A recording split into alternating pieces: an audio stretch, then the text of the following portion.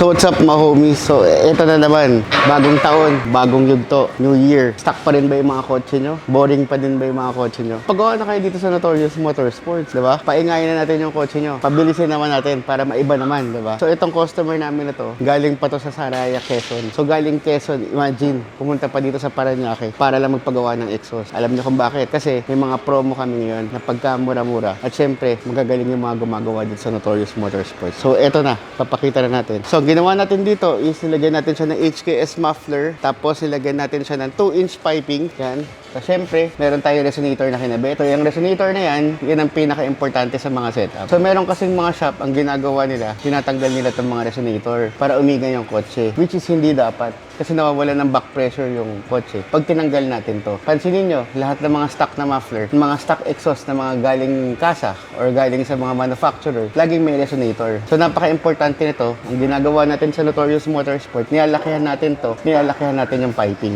Depende sa tamang sukat lang. So ito na siya. So ito na yung pinaka-exhaust niya, 2-inch piping. Tapos ito yung flexible pipe na kinabit natin para sa vibration.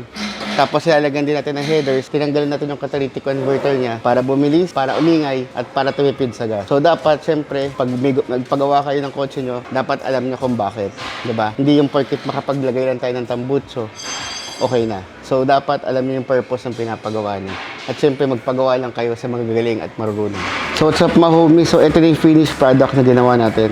Ito na yung headers na kinakabit natin. Tapos ito na yung air intake na kinakabit natin. So ang air intake na ginamit natin is air filter from Thailand. Tapos ito, yung weapon R design na custom made na gawa ng Notorious Motorsports.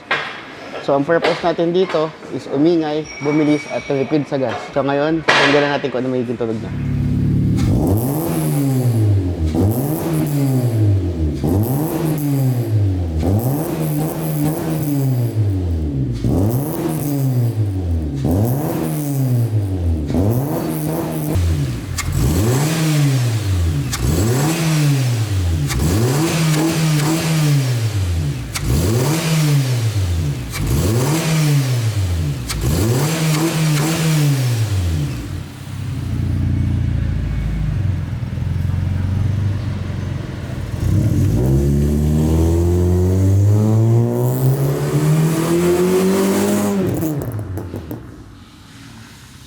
Nabanggit nyo kanina na saan pa kayo galing, sir? Sariaya, boss. Sariyay.